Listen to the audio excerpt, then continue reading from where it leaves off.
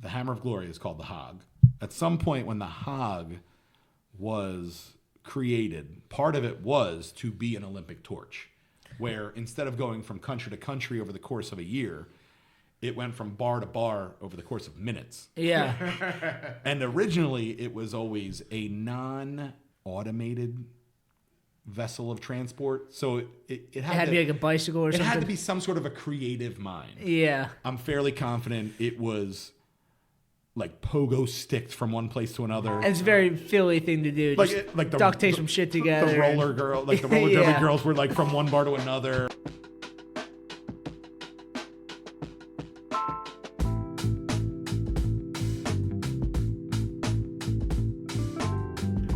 So welcome back to BrewedAt Podcast. I'm your host, Richie Tevlin, joined as always by Evan Blum. And today we have 2-for-1 special. We have Richard Colli, owner of Varga Bar and executive director, right? Head of Philly Beer Week. And before we get started, our guest, Rich was kind enough to ice our dear friend Evan today. Yeah. So let's start this off. It's been about 5 years at least. So. Don't worry, no one's watching you. Let me say, I did put tinfoil on top. It was deceiving intentionally.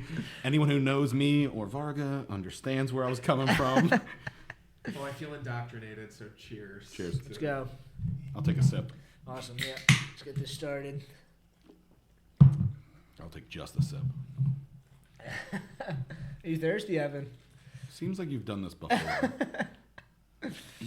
Nice, congrats. And they don't even have the regular. That is the orange or whatever. That just tastes like orange juice, nice. If I'm being honest. Yeah, not thirsty anymore. That's what they serve in Philadelphia public schools, I hear. Every kid gets iced, but listen, they touched it first. Awesome. So, I mean, like we were saying, like you're here as, I guess, representing Philly Beer Week. We want to kind of hit on that the most, but like, you know, it is like we could have had you on just as Rich from Varga Bar and then also Philly Beer Week. So could you give us kind of an introduction before we get into Philly Beer Week, like who you are as who you are, how you became the owner of Varga Bar, and kind of like now, how are you now running Philly Beer Week? So I was in a poker game. No. I was like, wait, this just got very interesting. The deed was on the table. No, so I started working at Varga we're about to celebrate our 15th anniversary. Cool. And if you're not aware, Varga Beer Bar in Center City, you know, corner kind and of Spruce Keystone Bar in Center City, Philadelphia. So we opened 15 years ago. I started working a couple weeks after it opened. Cool. And just as I started working, just took a little more responsibility, and then was kind of running the place for the gentleman who owned it, who I still love. And then an opportunity came up right before the pandemic. Like, pandemic wasn't a word yet that we all knew. Yeah. And he was like, "Hey, I'm gonna sell Varga, and I'd love to sell it to Keep you. it in the family. To you. Yeah. You've done as much work as anyone on this place." And I was like, hell yeah. Like, I don't care. Like, in my brain, I was like, no amount of debt, doesn't matter, I'm doing it. I don't care what was going on. Absolutely. Thank you for, asking. And then I was like, so what do I do? Yeah, so how does this work? Yeah, and he's like, all right, there's first thing was like, there's a purchaser's agreement. And it's like, yeah, cool. Just give it to me and I'll sign it. He's like, no, you do it. Yeah. And I'm like, oh, I have to submit. Like, so it was a lot of not knowing anything about anything. So the process took a little longer than it probably should have. And then by that time, a global pandemic was in the process. Yeah, and he's just like, here, nice, take this. Well, nothing was agreed to, which was unfortunate, because I would have still stuck with it. I did. I actually continued with it. The problem was, there's a bank that has to be the one to be like, we will give you this. Yes. So, pandemic was happening, and they didn't pull out. They just said, we're just not sure what's going on. We need to kind of configure what the offer is on our end. And it was a lot of going through the process again, and I completely understand all parties involved. But at one point, it was like, okay, the bank is only giving me this. Now we're in a global pandemic. Like, I mean, this is not a negotiating tactic. This is Yeah. like, I don't have, like, they're the ones with the money. Yell at them. Like, Yeah. tell them to give me more money. So it actually went through in August of 2020. Okay. So we're like, outside seating, not really allowed to do a bunch of stuff. But also, Yeah, all that experience you had running the bar and why you were the perfect person to take over, throw it out the window. well, but also in my brain, I was like, this is just a little bit of a hurdle in all the hurdles of Just one of everything those, happening in life, business, work. Maybe didn't know what a hurdle it was, but yeah, I mean, I looked at it as like solidifying kind of my future and everyone who was committed to me through the time that I wasn't the owner but still was running the place, and kind of solidifying their future as well. So I would have, it wouldn't have mattered what the bank said or what the agreement was. Yeah, you're have, driving this I would have forward. agreed to it, unless you're my bank person. Like, just kidding. Beren, I'm just joking. Like, but I would have done anything because it's what I poured my heart into for a long time, and being a part of it wasn't just a job. It was like what I love. For sure, it's your life. So it was just kind of easy to get into it. And then, like, yeah, like I said, it was a ton of hurdles, and we're still going through some. Like, it is what it is. I mean, before pandemic was one thing, and then, people's routines changed after the pandemic. People's times of work changed. Everything changed. And we're still kind of going through some of that, where it's,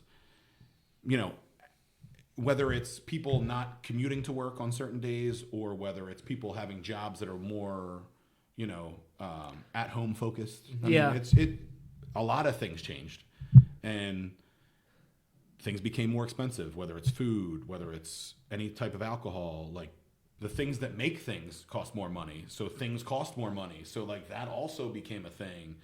I mean, we're at a point where we're all doing whatever we can do, because we do what we like, love, or tolerate with, whatever that time, like, whatever that frame is for people. Like, I love it. Mm-hmm. And that's kind of. Yeah, I mean, I kind of went off on a tangent there. From the no, I understand. Like, you are very much like service industry, restaurant. That's your base. That's everything that you've come in, like fast paced industry you talk about. Like, that's just like the most fast paced changing. So restaurants during this time. So I'm sure exciting is probably isn't the right word for it, but it's not the wrong word. Yeah, there's probably a better word out there. Yeah. But yeah, no, totally. Yep. Yeah. So now you own Varga Bar, and I guess you can talk on kind of like how you came up beer-wise in Philadelphia, but now you are the director of Philly Beer Week. I will say director is a weird word. Okay. And I'll say this because in the past we had a board, we had an executive director, which was a paid position.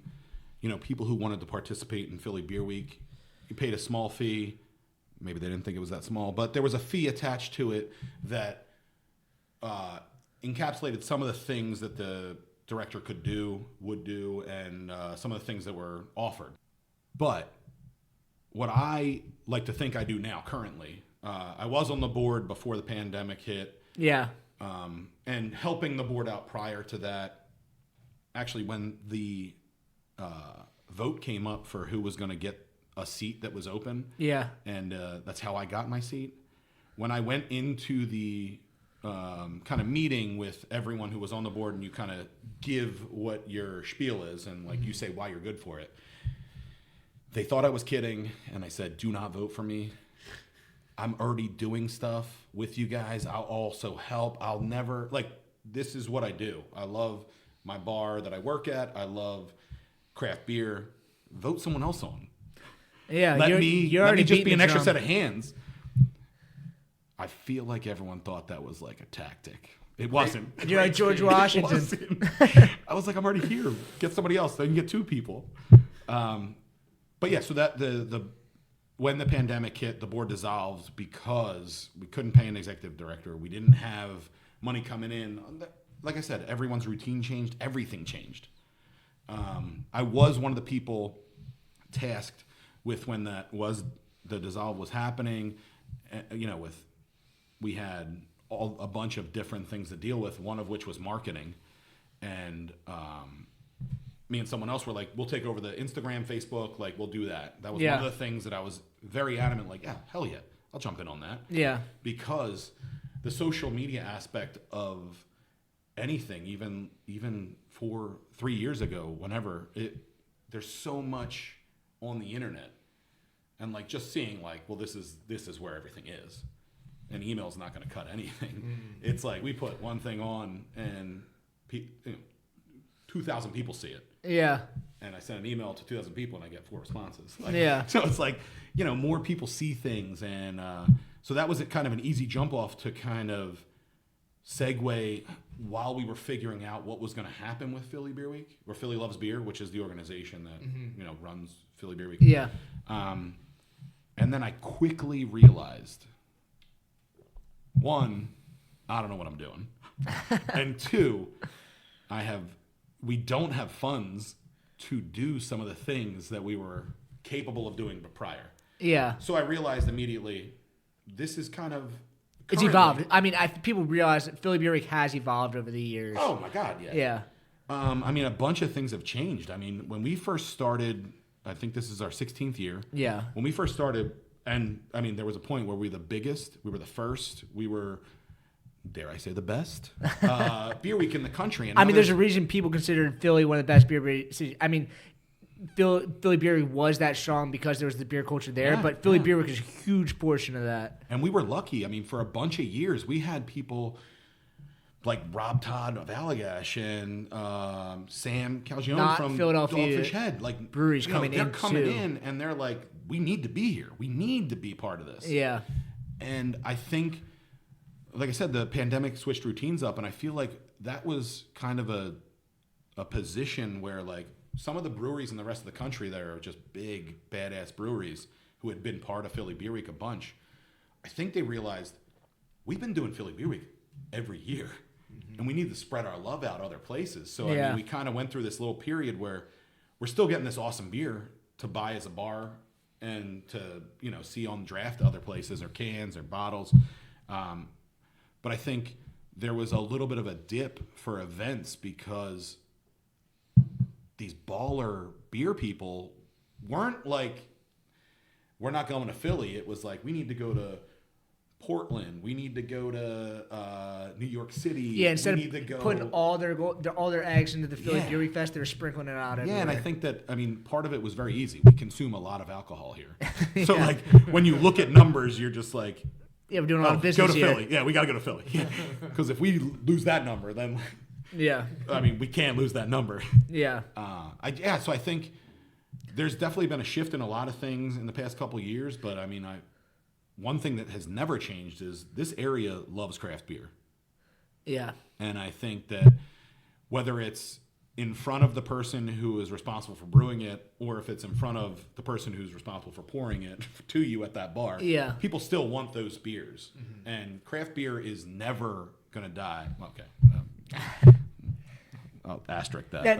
Hopefully never going to die. Yeah, it's formed this 18 to 20% of the market where it's here to stay as part of American culture. I mean, even I think it was last year. I'm not 100% positive. So there was a news article about how craft beer was down across the country. Yeah. But a local news article kind of piggybacked off it and was like, not around here. Yeah. It's like, I know that with the inception of a lot of things, whether it's non-alcoholic beer or seltzers, RTD, all that kind of stuff. Yeah, I mean, everything takes a hit because there's 100% pie, and it's got to go somewhere if it's going from somewhere. Yeah. And but the piggyback article was basically like, yeah, it's not in Philly though. Like, this ain't the place that it's going bad. Yeah.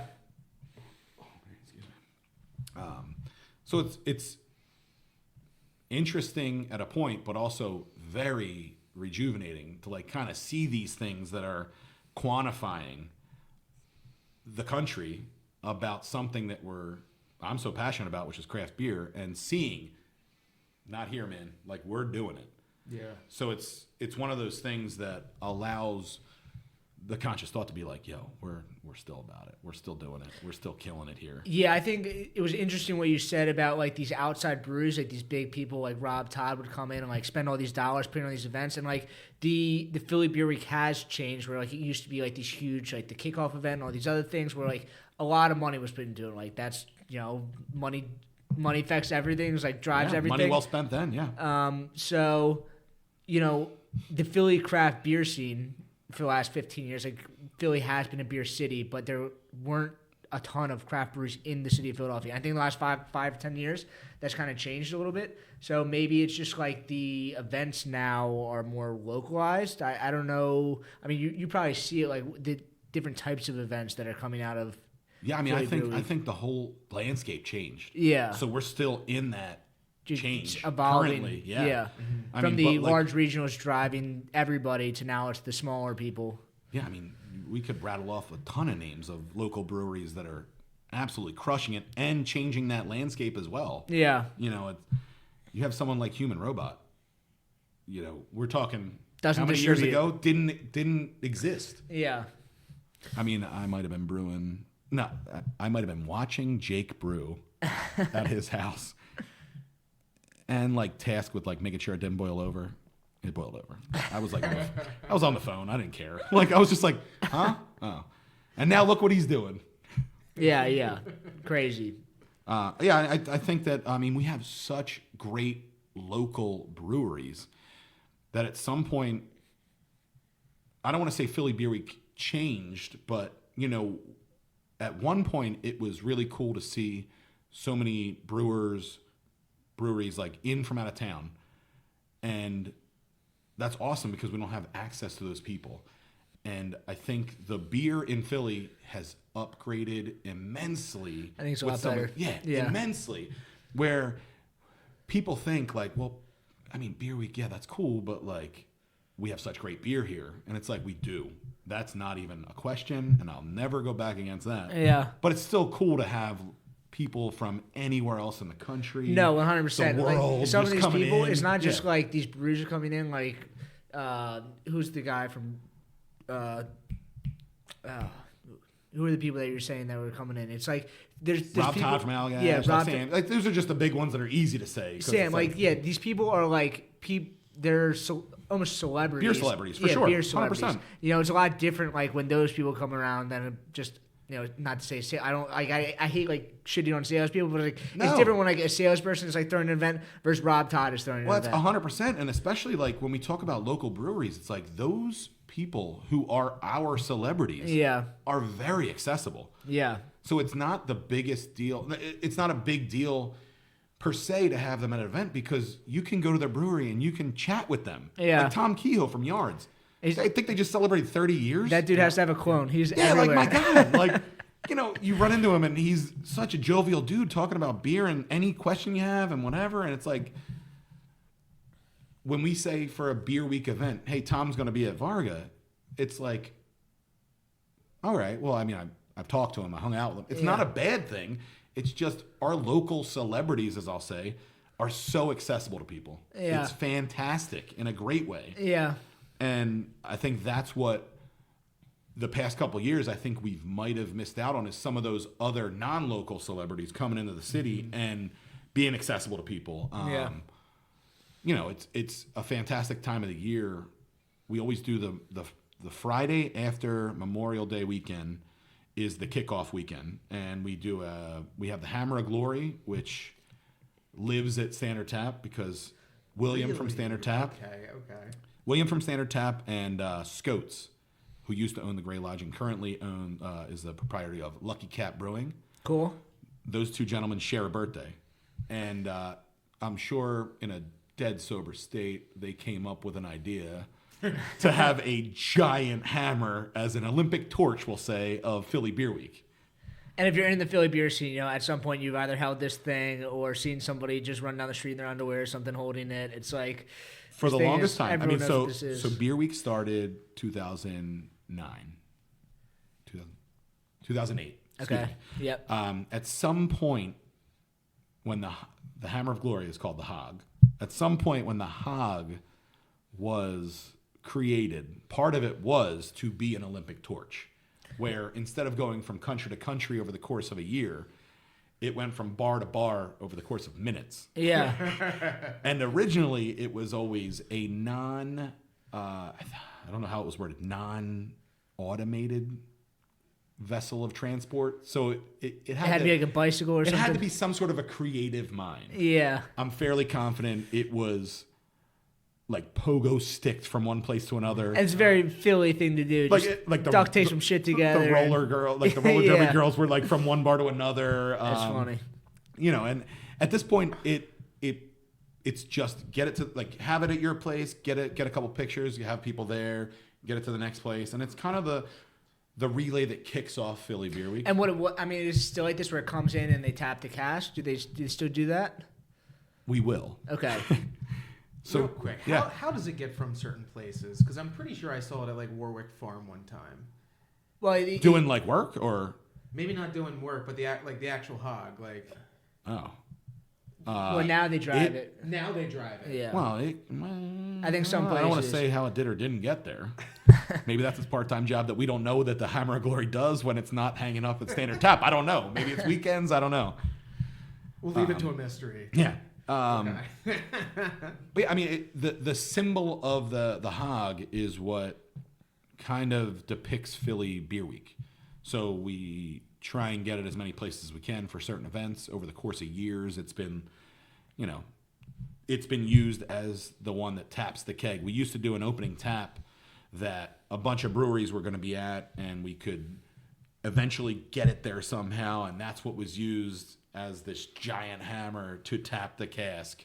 Yeah, I went in 2013 when it was at the kickoff event was at the Armory, and Perfect place for the Hammer of Glory. definitely. And these people came in riding a chariot with like underwear on their head, and then just like tapped this cask, and it was. They just, were also like, wearing underwear on their bodies. Yes, it was. I don't know. It was a sight to see, and I was like, I mean, it was literally my 21st birthday. That was like my first kind of jump into craft beer. And you're it like, was a "Holy sight to shit, see. I'm Yeah, in. I'm in. I don't know what's going on here, but I am in. yeah, it was crazy. But yeah, I guess it is this kind of the symbol of what you guys. And it at this point, so this year we're going to have a kickoff event. It's not Okay. necessarily an opening tap because Yeah. we're still taking baby steps at like kind of re-engineering what Philly Beer Week is. Yeah. I mean, it's always been awesome craft beer events at breweries and bars. Yeah, yeah. And that's always going to be what it is. But yeah, so we're doing a kickoff event this year. Where's that at? Attic Brewery. Awesome, Yeah. awesome, That's Yeah. awesome. So the second to last stop is going to be Varga. cool. I know a guy who works there. And we're going to bus some people to Attic. And also it's 2 stops off of the Jefferson subway. So it's close whether you're taking public transportation. We'll also have a couple buses kind of just bringing people Yeah. to a kickoff event because, last year Attic was supposed to host, but they did. They hosted an event with I think it was almost all of the breweries from Philadelphia. Cool. Yeah, it would have been cool. The day that it was supposed to occur, a bunch of events got changed and canceled because that smoke that was coming down from Canada. Oh my God. Yeah. So, like, the air quality Yeah, the sky was an orange. advisory. And it's like, I mean, I hate the Blue Jays and Toronto, and I just hate Canada at all. It was 1993 when I was a kid. Sidebar. 1993, Philadelphia Phillies lose to the Toronto Blue Jays in like one of the most iconic Major League Baseball moments. And this was years ago, and also has nothing to do with craft beer, but the Blue Jays were coming back into Philadelphia. So I wanted to make a cocktail that I can curse, right? Yeah. Yeah. All right. It was going to be called Fuck You, Joe Carter. And so there's a cocktail called the Toronto. And I was like, I'm taking this recipe. I'm going to spin it on my own. And I'm going to call it Fuck You, Joe Carter. And I made the drink, and I was like, I like this. And I don't want it for baseball season. I want it for all seasons. Yeah. So I changed it. I Googled Toronto. There's like an area of Toronto called the Golden Horseshoe. So the drink is called the Golden Horseshoe. It's a great drink. It's got rye whiskey, honey syrup, orange bitters, and Fernet. So it's a little bitter, and it's real strong. Nice. And every time I stir that drink, it's still on the menu. Just Every like time I everybody, throw that drink, a I little go, bit bitter. fuck you, Joe Carter. And usually when someone orders it, I say, oh, are you a baseball fan? It depends on whether they say yes or no, where I explain or I just make them the drink. Yeah. How did that start? The kickoff event. Oh, at Canadian Attic. Fire. Yeah, Yes. sorry. So and as the person who kind of is tasked with running Philly Loves Beer, I honestly feel like at this point, I am a marketing tool for craft breweries and craft beer bars where I'll share a bunch of things, try and kind of promote anything going on in Philadelphia. Dock Street. But yeah, I saw that last year, Attic was doing that event, and it didn't really pan out the way they wanted. I'm sure it did in the long run. They rescheduled and whatnot, but Yeah. I just thought it was awesome that they kind of took the initiative with a group of those guys, all the breweries in town, and it was going to be at their spot and kind of use their space. So I thought, what better place to actually do a big kickoff event than the people who were looking for a cool, real, awesome Philly beer, kind of event. So And Attic is.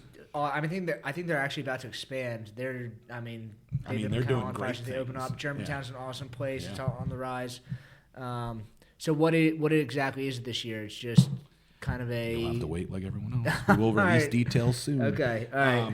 But yeah, it was. We were looking just somewhere that it's got space to house people. Yep. Have a good time. Lots of parking. Yep. And really kind of just focus on the beliefs of what I think it should be. It's Philly Loves Beer, Philly Beer Week. All the craft beer bars and all the breweries should be inclusive and want everything that's possible for everyone and be accepted to everything that's happening. And they're one of the best. Yeah. In a sea of really good, they're great. Yeah, they're standing out. I mean, they're of all the breweries that have been opening up, in the last 5-10 years in Philly, like they're one of the shining stars. They're doing the right things. And I feel they bad. just won a bunch of awards at the Great American Beer Bash, right?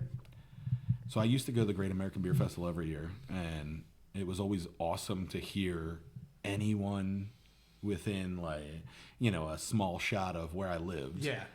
And then it's really cool to see the same breweries winning again because I know it's not the end all. There's still great breweries making great beer.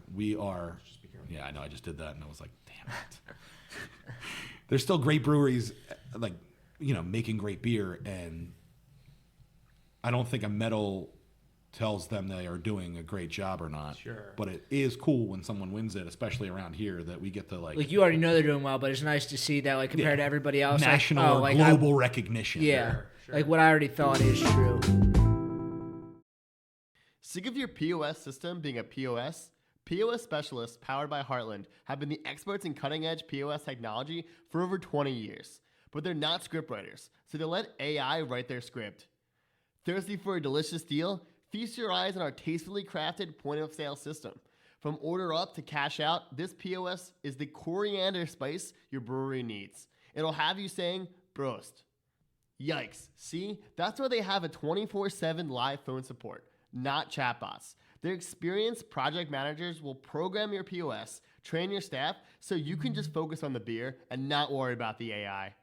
Ask about their free processing options, handhelds, and online ordering. Email kevin@posspecialists.com. Mention BrewedAt and get $500 off your install. Email kevin@posspecialists.com.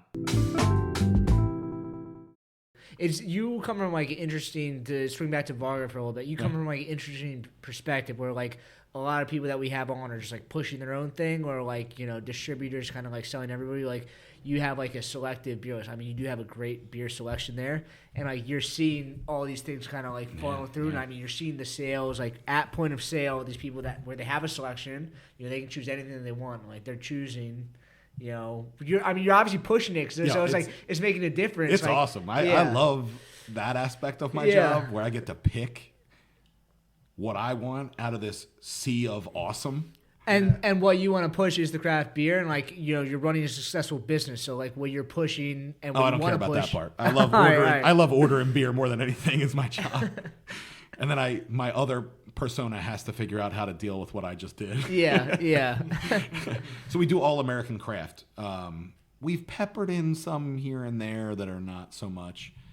They're not American beer. But Have you seen your list in the last 8 years, kind of the same way that you see Philly Beer Week change, where it's like it kind of was some outside breweries that you're pushing, and now it's more localized? We've always tried to push local because those are the people. So I will say this: I don't mean local as in people who are in Philadelphia.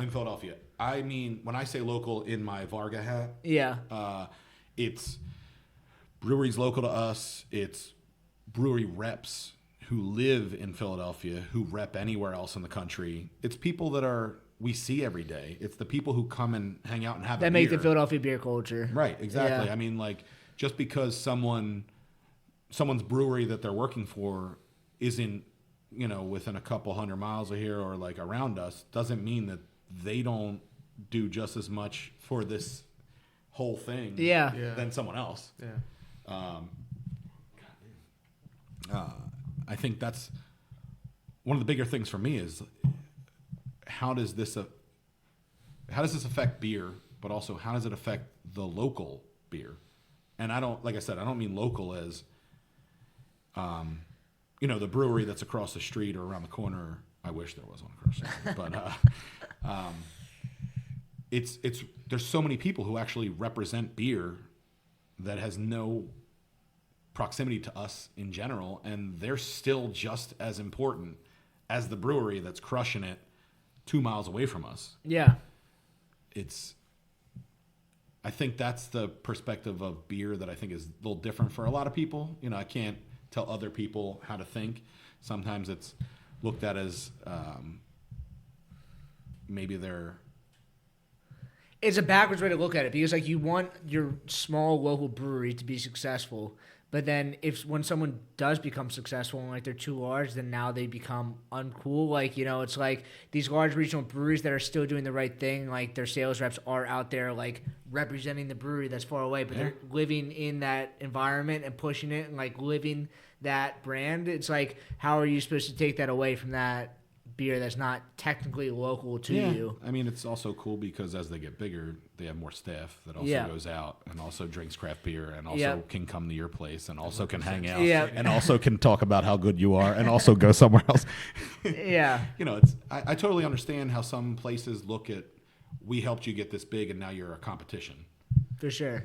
To each their own. Everyone's entitled to whatever they think. I look at it more like I just said. It's the people that are in our environment are the people that are the ones that are drinking craft beer and pushing craft beer and speaking craft beer, which is kind of what we're all trying to do. I mean, we have great food.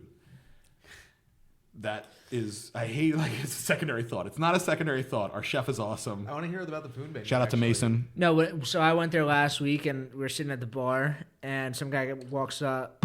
And the bartender's like, "What do you have?" He goes, "Well, obviously, was it the mac and cheese, the grilled cheese, whatever it was?" But it's just like, that's how he answered. It was like, "Well, obviously." Right, sure, obvious. I mean, for me, everything is obvious. Yeah.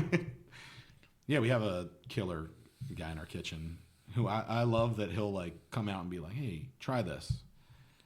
The entire staff is teetering on like lying to him constantly because if we lie, he gives us more.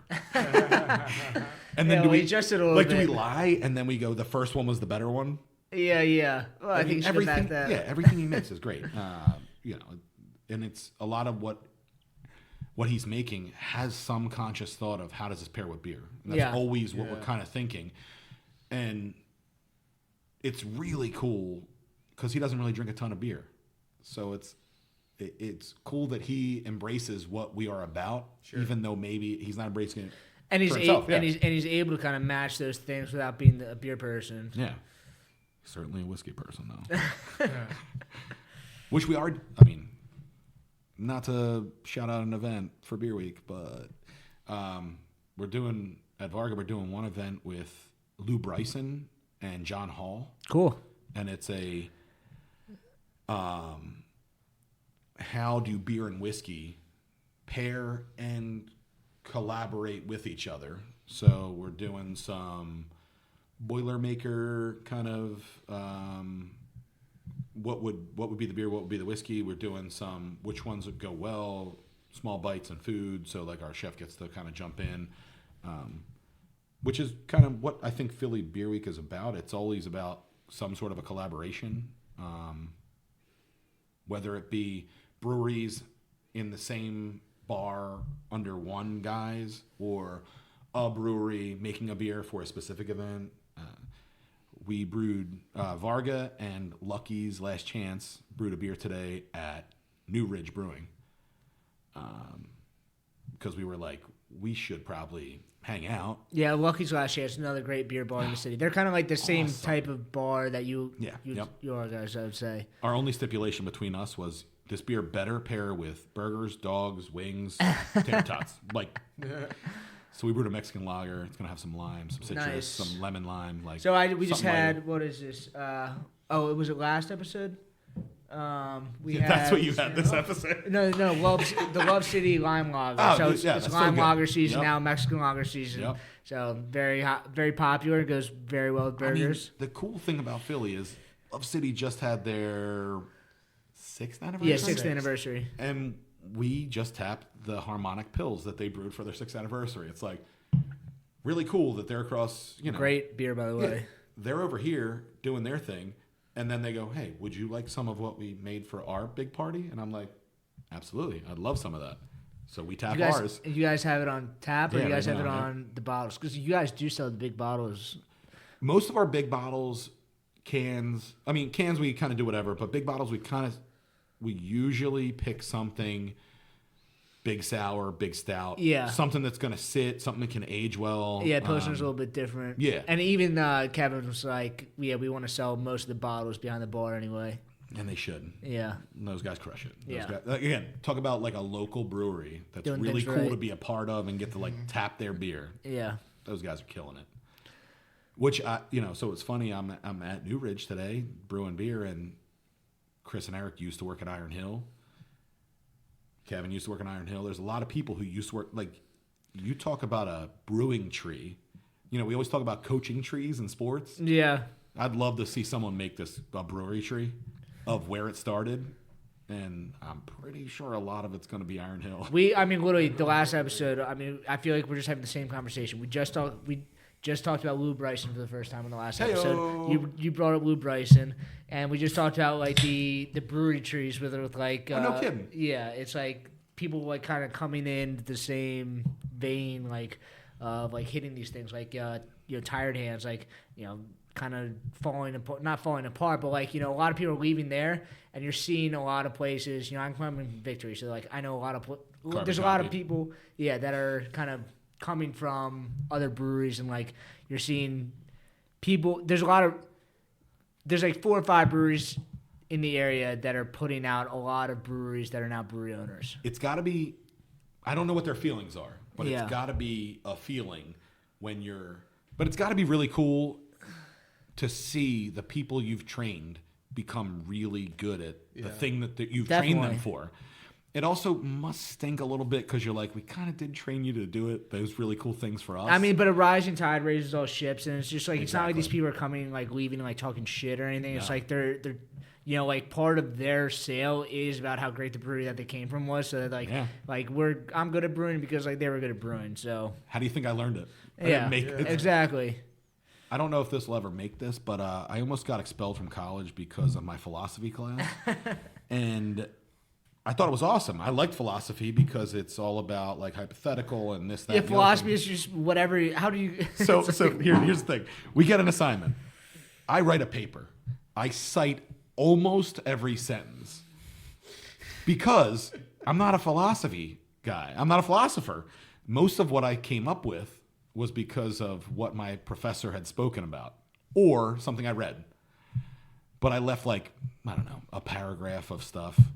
And then she cited me for plagiarism on the paragraph I didn't cite. Oh, my God. And I was like, my winning argument was, the only thing I'll ask is, can I see someone in our class that came up with a brand new philosophy and didn't cite every single sentence?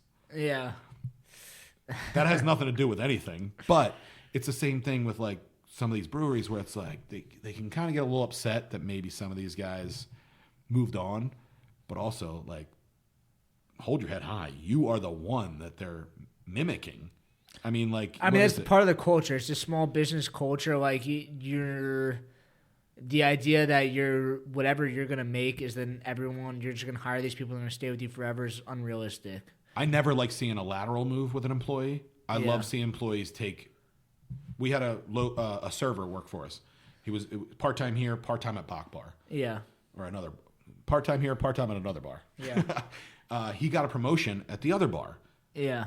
Fantastic. He came to us and said, "Hey, these guys are promoting me," and it's like, great. Yeah, but they didn't leave you and then just go to the same position somewhere else. Great for you. This stinks for us. Great for you. We hired some other people. They're also very good. But it stinks when someone's like, I'm taking the exact same job and I'm working somewhere else. When these guys leave these breweries and they're like, I'm opening my own brewery. Yeah. It's got to be somewhat like a little feel in the heart.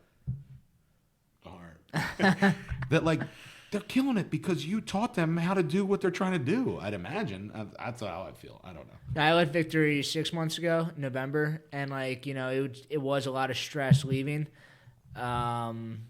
And I was scared that it was going to be like, you're dead to us. But it was like, we are so happy for you to leave. And it wasn't like anything that was in which way? They're so happy for you to leave, or they're so happy they're for you? you know what I'm saying? Like they were like No, happy to yeah. and they're like, they're plugged into what I'm doing now. It's not like, we don't like you now because you left. It's just like, oh, that's really cool. Like, I want to see what you're doing next. So I think everything we've talked about in this kind of way is the reason that I love craft beer. Yeah, it's the culture of it. It's not the restaurant side of it for me. It's, sure, I love that side, the industry side, the service side, sure. It's the craft beer side that is so much camaraderie, so much build everyone up. I think maybe the layman doesn't understand the amount of collaboration and help that goes on behind the scenes at breweries. Mm-hmm. Just like, can I borrow some of this? Hey, I have this. Hey, we got extra of these malts. Hey, we got some of this hops. I don't think people understand that they might not be the best friends, but they are the best interacted people. No, there's no gatekeeping. Like, I haven't even started yet. I'm asking these people how to become your competition. And it's just and they're like, here, this is what you should and do. By the way, this is what I would do if I were you. And I can call you right now to give you even more help than you're asking for. It's like, all right, I wasn't even asking for that. And just but it's part of the culture, It's just they want to kind of build everybody up into this. I don't see and that's why it's so cool to be a part of the beer culture of Philadelphia. And I think that's what to circle back to Philly Loves Beer. I think that's what I'm trying to get everyone back to. Not that they ever disappeared, ever was forgotten. It was just the pandemic changed things, and I just want people in the industry, in the brewing industry, the restaurant, I want them to understand it's still here. It never left. Everyone's in different circles. Yeah. The circle is still there. Yeah, but the same thing with beer. It's not just Philly Loves Beer. Beer Fest in general have changed, and they're still very successful ones. We were at Sly Fox this weekend. Go races! I saw you guys. Log Jamming crushes it. There's Beer Fest that are doing very successfully. It's just the scene has changed, and it's everybody is trying to figure out, how does this localized beer movement keep kind of moving forward? I mean, just speaking about Log Jam in particular. Yeah. That's going to be a global event. Yeah. If it isn't already on a lot of breweries' calendars, that's just crushing it. Yeah, it's awesome. It felt more like a Beer Fest used to feel like a party. And there was a time where there was just people were going through the motion, and then they kind of died down. And now Sly Fox, that was a party. Yeah. Log Jamming is a party. Yeah. It's people want to go there and get excited.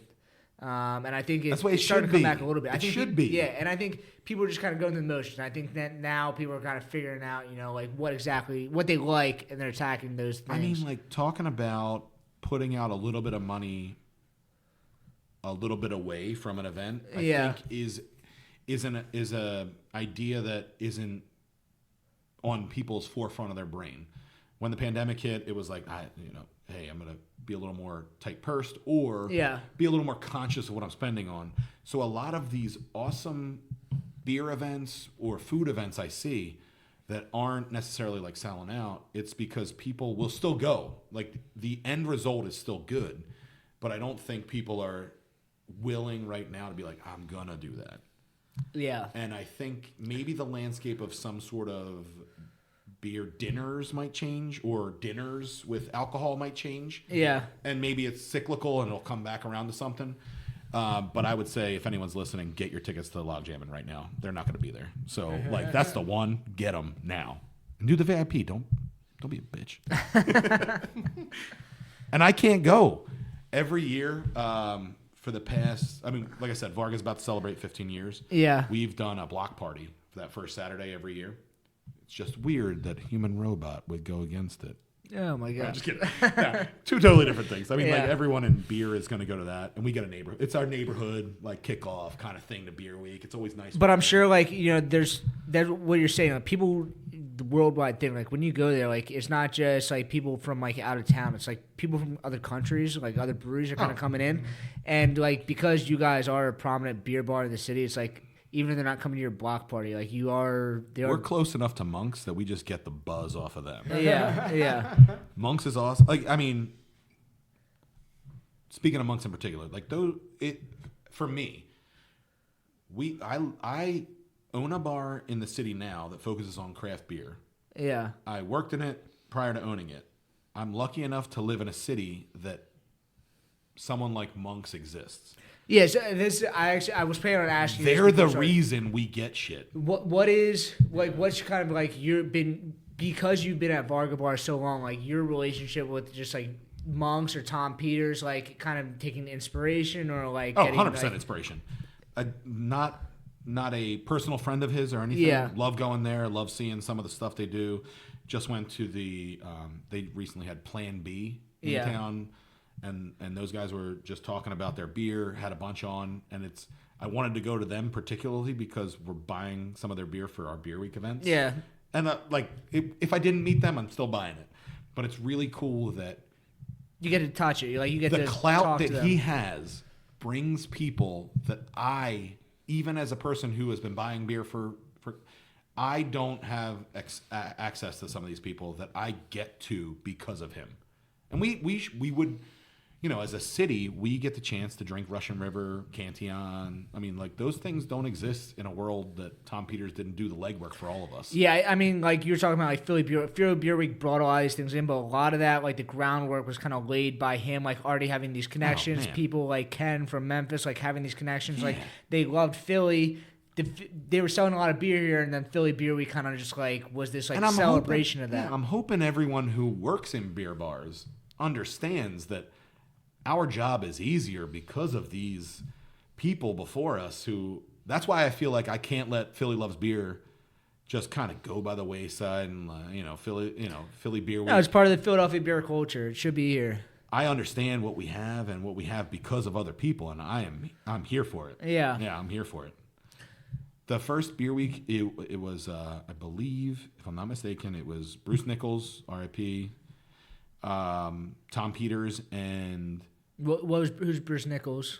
I'm gonna butcher this, but I feel like he was just a beer writer. Okay. I'm sorry, I don't want to say just a beer writer. No, he I was got a you, beer writer in the scene Okay. that was getting a lot of press for a lot of what was going on. Yeah. And Don Russell, Joe Sixpack, who everyone knew. Yeah. And Tom Peters, and that was how it started.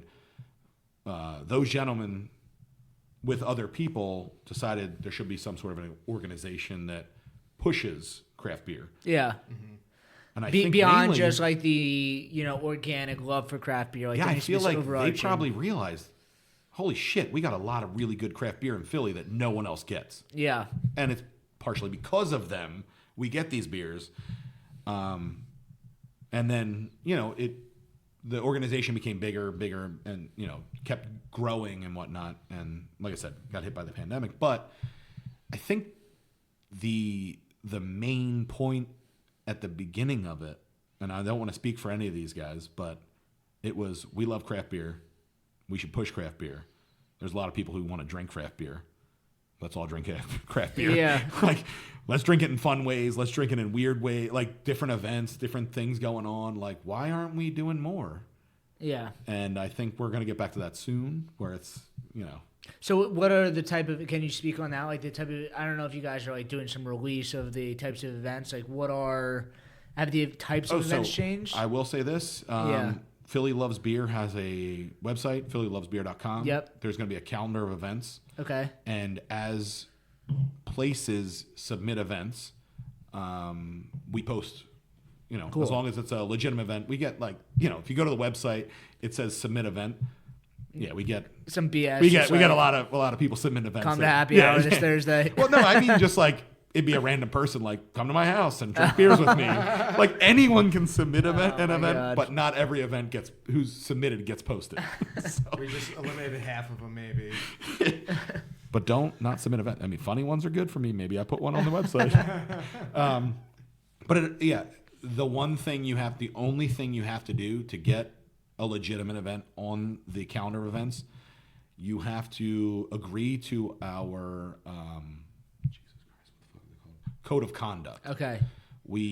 I've been in this like process of saying we a lot.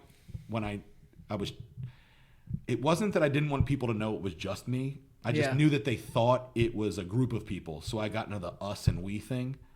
The code of conduct exists for a reason. And it's because me, want to make sure you're not an asshole to employees, customers. You don't let anyone act like an asshole. Yeah, and I mean, there's a beer reason. Went through the reckoning 2 years ago. The correct reckoning. And we just want to make sure. Immediately you guys kind of stepped up. I mean, that was in the height of it, and you guys stepped up immediately and wrote that code of conduct. Right? It was. I will say this. It was something that should have been there. Yeah. And it was very enlightening to realize we didn't have one, and then we came up with one that explicitly said what we were thinking. So, yeah, and if you don't have one, Right. I know like Melissa's worked with like Brewers of Pennsylvania. Like there's resources out there you can put it together. I'm sure they can look at yours. It should be something people know. I mean, it should be and standard. do. Like you should just act like this. But yes, we have something now where it says, and the only thing I ask anyone is click on that button that says you read it and you agree to it and you will follow it. yeah, Outside of that, do whatever you want. Involve craft beer in any way, what shape or form, as long as it doesn't infringe upon anyone's, beliefs, rights, whatever, everything that we should as a human. And I sent an email out to everyone who. I usually host a meeting. Yeah. There was a meeting that was hosted every year, and it was a big event. And it was like, when it first started, I would like take off work. I'd like dress up. Like, I'm going to go get drunk in a nice shirt. There was one at like Heritage, RIP Heritage. There was one at like the casino. And I was like, you sons of bitches, you brought us to a place we can't walk out of. But I've been hosting it the past couple of years at Varga, and the whole point of it is just get as many people as I can in a room just to be like, yo, we're cool. Do whatever you want. We're on the same page here. Like, here's what I think, which every year my thoughts are include other things other than craft beer, art, food. It's a celebration of craft beer, and craft beer has all these other components that are like subsidiaries. Just life to has it. tangents. Yeah. So include them and include craft beer. Yeah. So what do you think? I mean, you're seeing from the bar side, from Philly Loves Beer. Like, how do you think of like beer events have changed over the years? Like beer dinners, beer just tap takeovers. Like, what have you seen? So I mean, for years, Yeah. and this is like 8 years, we've been talking about tap takeovers. Yeah. And back in the day, that was cool because you didn't have access to 8 Trogs beers. For sure. I love Trogs. Yeah. But, back in the day, you didn't have access to 8. We have access to like 20 Trogs beers. Yeah. So putting like 8 on, and that's it. That's awesome. You get to drink great beer, but that's a very difficult sell to someone who also can walk to their beer shop. Yeah, I mean, and get those craft 8 beers beers. evolved, but the supply chain craft beers evolved also. So like those things that used to be exclusive just aren't as exclusive anymore. I mean, we have when I plan events, it's like, what are we doing? One of two things: limited can't be accessible beers, Yeah. a group of beers that aren't on tap ever together? Yeah. Or are we just doing something fun? Yeah. We just having a riot with some beers that we really like and people we really like. Mm-hmm. Those are kind of the three that go through my head. And that's not everyone. That's just me. So, like, we have an event that we have done for the past couple of years that we put on old horse races. So we know the outcome. It's Maybe just not everybody. It's just it's not big events. It's just random events. Yeah. And we have them, and everyone gets like a betting sheet. Oh my god! And you might buy a betting sheet for $1. All that money goes to charity, and if you win, then you get prizes from the brewery. That's funny. Yeah, it's wild. And like one dude dresses up like a horse, one dude dresses like a jockey. I'm on the microphone, like I'm calling horse races, and it's usually like, and that horse is coming down the stretch. So like, Kentucky Derby just happened. And Great it's like, Kentucky Derby, by the way. Oh man! But I'm like, that's how you call a horse race? I'm just screaming a bunch of random stuff and like hoping. But those are the fun events. Like there's fun events that can bring people in, and they just like craft beer, and they might like those breweries. We're doing it with Dewey and Harpoon. They're homies that we have on tap and in cans, and like that, they're great.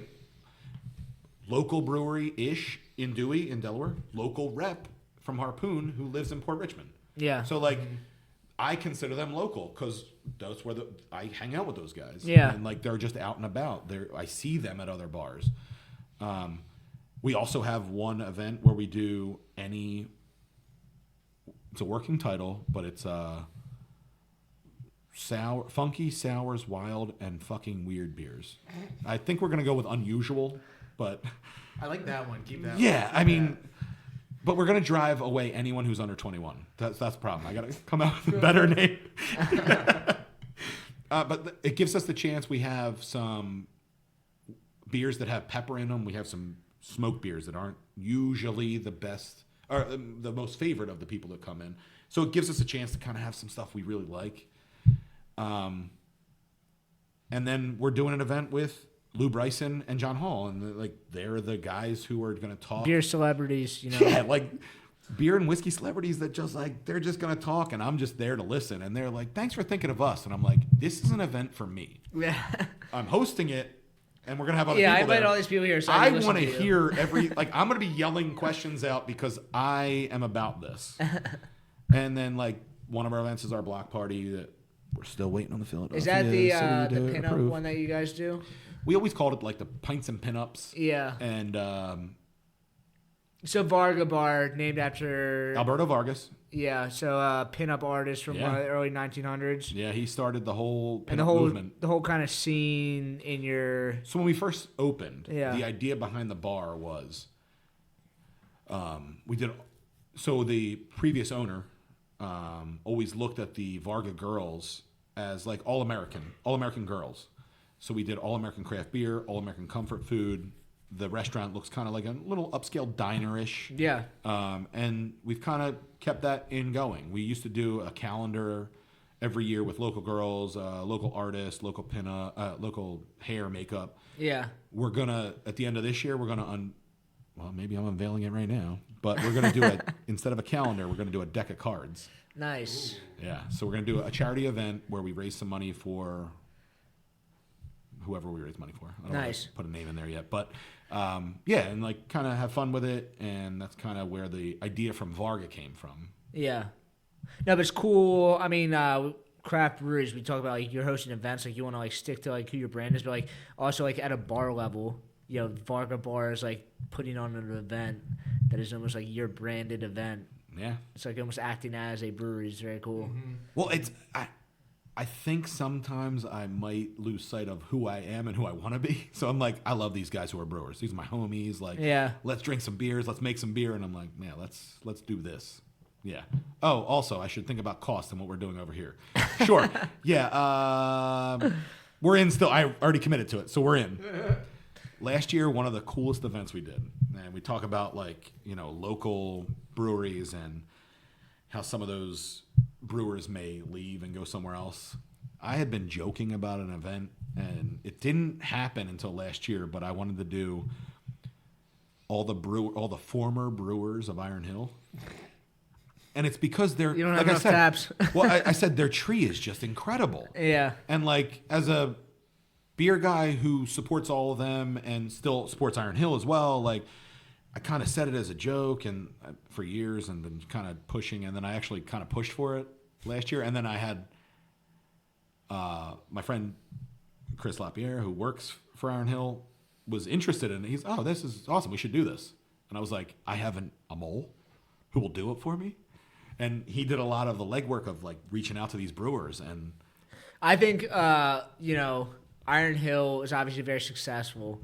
I think that would be very cool. I think people kind of see them as, the brew pub brewery, I guess, and they are still making great beer. I think it would help them, honestly, if they were like, look at all these breweries that just came from us. Yeah. And I think a lot of people don't realize, I mean, you're like talking the quality true of to beer. style. They crush it. Yeah, they win so many medals, and I think that'd be very cool. Like, just like brief overview, it would be like a kind of like, why are you like promoting people leaving? But I think like publicly, you're kind of like showing off, like, look at all these people we've created. Well, for the longest time when I said it, I was joking. I was like, they're never going to do it because like, why would we promote these people that leave? And then there was a point where I never brought it to Iron Hill. Yeah. It was just like at some point they were like, oh, that's cool. Yeah, we should do that.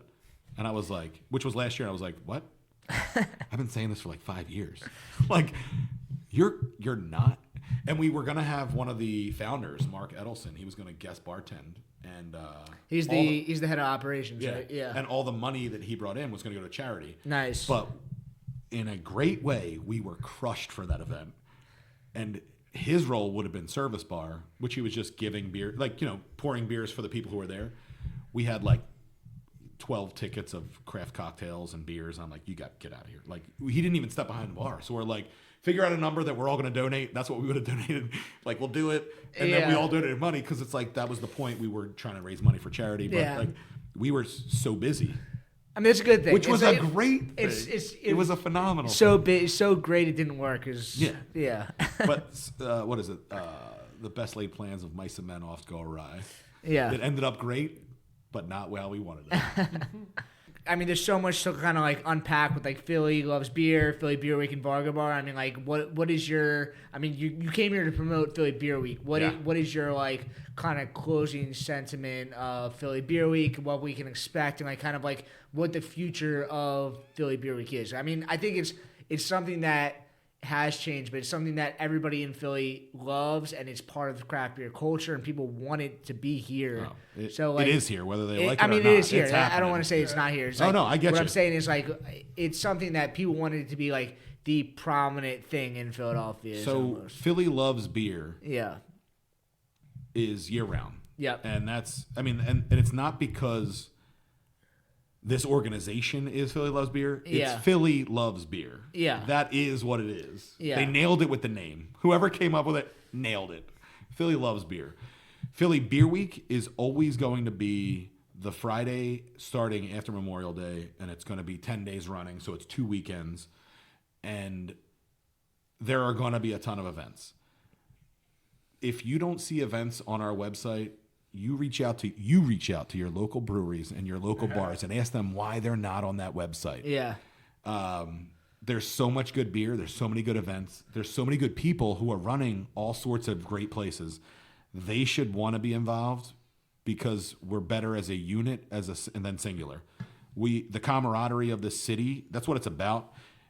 Everyone seeing how good we are together is what it's about. We have, like I said, we talked about it. We have great beer from all over the world coming here. That doesn't happen every city. We are lucky. Now we get spoiled. We are spoiled and lucky to see Yeah. what we see. And that's not a knock on anywhere or telling people you should feel a certain way. This is really cool where we live. We get a ton of great beer, and you should see what you could drink all year. Philly Beer Week, this is where we shine. This is where people get to step out, do a little something different, have an event, have things on draft that don't normally come together. We have Peacock a little bit. we have a couple sours on draft every once. We have 2 or 3 on at all times. Yeah. on our Thursday sour event, we have 12. And I like to look through lists and see what I got and peacock a little bit about what we get on that draft list. And, we live in a great city. We live in a great area. We have so many good people working at breweries and bars, and this is just the time to shine. Philly Beer Week is what it is. And moving forward, it's just we're getting back there. Like I've mentioned kind of how we're in a little bit of a rebuild. I think the pandemic kind of flipped everyone's head, but and I think beer festivals have kind of gone crazy, but I think it feels like the energy that I'm feeling kind of in the industry is things are coming back, and the energy of craft beers, whatever was happening the last 3 years of stagnation is just things are moving in the right direction. I think people were concerned about whatever, and now we're getting back to it. Yeah. We're getting there. Yeah, it's a lot of fun. There's a ton of great things that are going to be happening all year. All year. Everyone should be looking at their craft beer bars, their breweries. Yeah, but Philly Beer Week's a culmination of all that. Correct. We come together and let's celebrate this. Yes. Cool. I guess so. We can follow Philly Beer Week on social media. Go to phillylovesbeer.com. Heyo. Varga Bar. Go check out Varga Bar. Yeah. And and you can follow us at BrewedAt at the BrewedAt podcast. Yeah, make sure you follow them. Yes. Clip it. All right, cool. And we'll see you guys in 2 weeks.